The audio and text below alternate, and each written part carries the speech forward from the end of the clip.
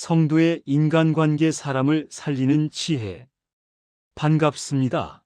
평화의 사도 여러분. 현장 복음 메시지 33번째 시간입니다.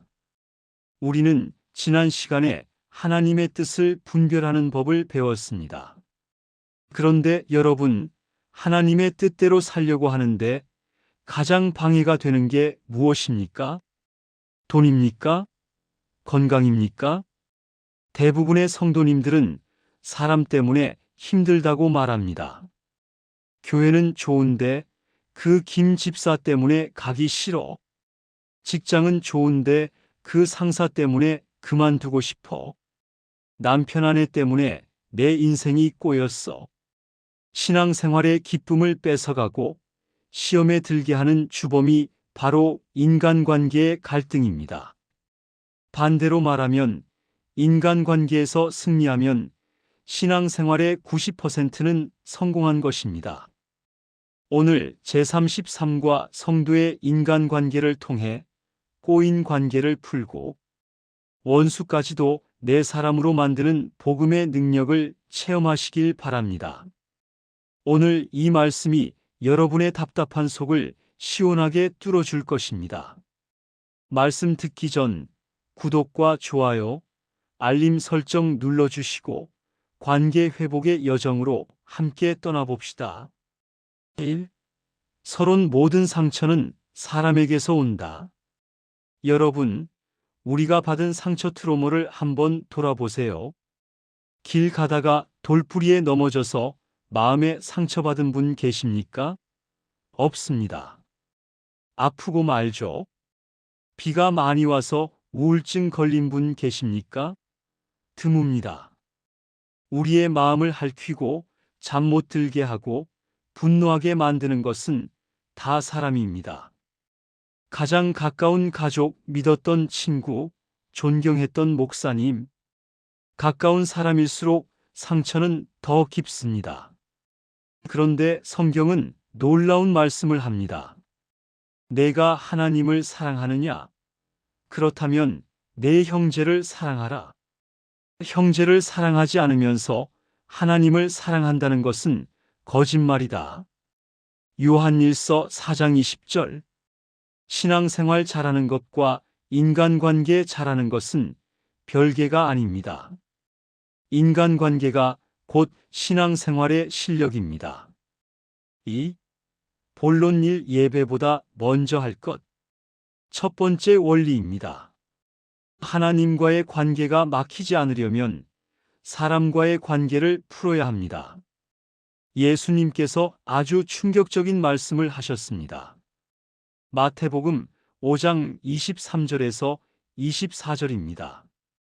그러므로 예물을 제단에 드리려다가 거기서 내 형제에게 원망 들을 만한 일이 있는 것이 생각나거든. 예물을 제단 앞에 두고 먼저 가서 형제와 화목하고 그 후에 와서 예물을 드리라.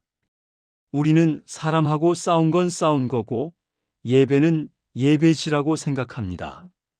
하지만 하나님은 내가 형제와 등 돌리고 있으면 나는 내 예배를 안 받겠다고 하십니다. 사례 1 막힌 수도관.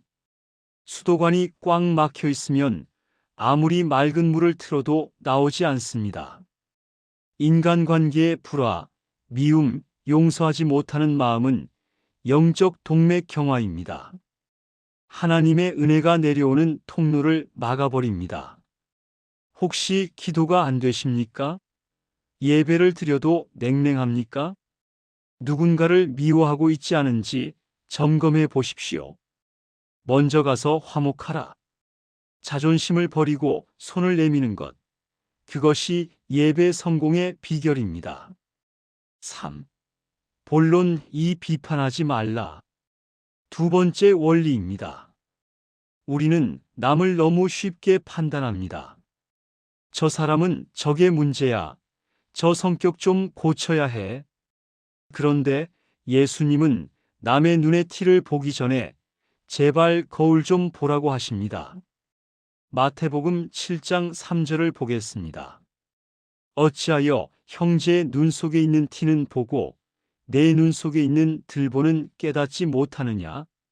살에 이 색안경과 거울. 내가 빨간 안경을 쓰고 세상을 보면 다 빨갛게 보입니다. 내가 부정적인 사람은 남을 볼 때도 부정적으로 봅니다. 사기꾼은 남을 다 사기꾼으로 의심합니다. 내가 남을 비판하는 그 내용은 사실 내 안에 있는 문제일 경우가 많습니다. 이것을 심리학에서는 투사 프로젝션이라고 합니다. 남을 비판하고 싶을 때 멈추십시오. 그리고 생각하십시오. 하나님은 저 사람보다 더 허물 많은 나를 용서하셨다. 1만 달란트 빚진 자나가 100데나리온 빚진 자형제를 정죄할 자격이 없습니다. 비판 대신 기도해 주십시오. 그것이 성숙한 성도입니다. 4.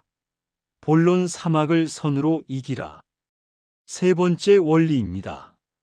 나를 대놓고 괴롭히는 원수는 어떻게 해야 합니까?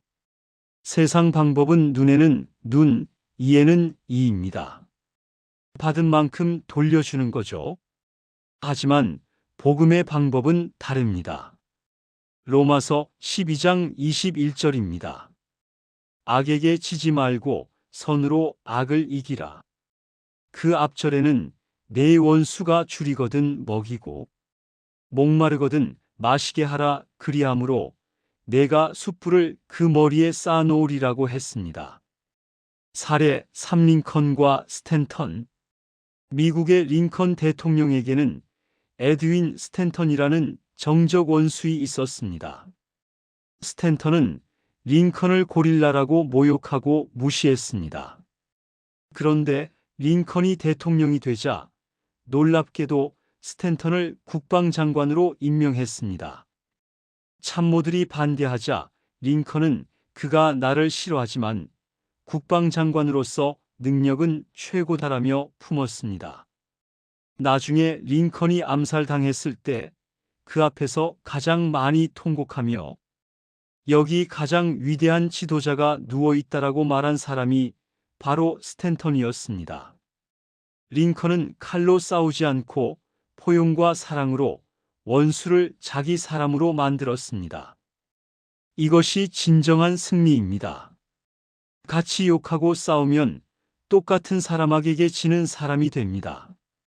5. 본론 4사람을 이해하는 영적 눈 수용과 초월. 그렇다면 어떻게 저런 이상한 사람을 품을 수 있을까요? 내 인격으로는 안 됩니다. 영적인 눈으로 그 사람을 봐야 합니다. 1. 영적 배경을 보라. 에베소서 6장 12절. 저 사람이 나를 괴롭히는 게 아닙니다. 저 사람을 붙잡고 있는 흑암 세력이 그러는 것입니다. 저 사람도 사실은 피해자입니다. 어릴 때 상처, 가문의 배경 때문에 성격이 저렇게 형성된 것입니다. 아, 저 사람이 나쁜 게 아니라 시달리고 있구나. 기도가 필요한 사람이구나. 이렇게 보면 미움이 불쌍히 여김 긍휼으로 바뀝니다. 이 그릇을 넓히라 수용. 큰 그릇에는 깨끗한 물도 담고 더러운 물도 담습니다. 바다는 모든 강물을 다 받아들인다고 해서 바다입니다. 나와 맞는 사람 코드만 사귀는 것은 불신자도 합니다. 교회는 성도는 나와 안 맞는 사람도 수용 액셉트할 수 있어야 합니다. 하나님은 나를 훈련시키기 위해 가시 같은 사람을 붙여주셨음을 믿으십시오. 6. 결론 모든 사람과 더불어 화목하라. 사랑하는 여러분, 말씀을 정리하겠습니다. 로마서 12장 18절에 할 수 있거든 너희로서는 모든 사람과 더불어 화목하라고 했습니다. 내가 먼저 손 내미십시오. 내가 먼저 미안하다, 고맙다고 말하십시오. 지는 것 같지만 그것이 이기는 길입니다. 왜냐하면 우리는 사람을 얻고 그 영혼을 구원해야 할 전도자이기 때문입니다. 적용 및 실천.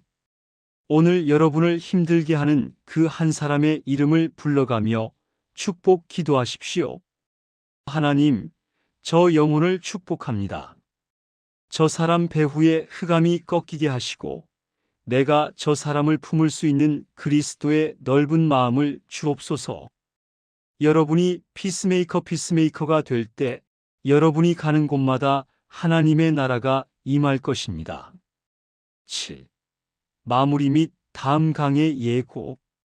오늘 33과를 통해 꼬인 인간관계를 풀 열쇠를 찾으셨습니까? 관계가 풀리면 만사 형통의 복이 옵니다. 다음 제34과에서는 성도의 가정생활에 대해 말씀드리겠습니다. 가장 가깝지만 가장 상처 주고받기 쉬운 곳이 가정입니다. 부부관계, 부모와 자녀 관계를 어떻게 성경적으로 세워나갈지 행복한 가정을 만드는 비결을 나누겠습니다. 오늘 말씀이 여러분의 마음을 넓혀 주었다면 구독과 좋아요 눌러주시고 댓글로 나는 미움 대신 사랑을 선택하는 피스메이커입니다. 라고 선포해 주세요. 다음 시간에 뵙겠습니다. 감사합니다. 엔딩 음악과 함께 제34과 예고 자막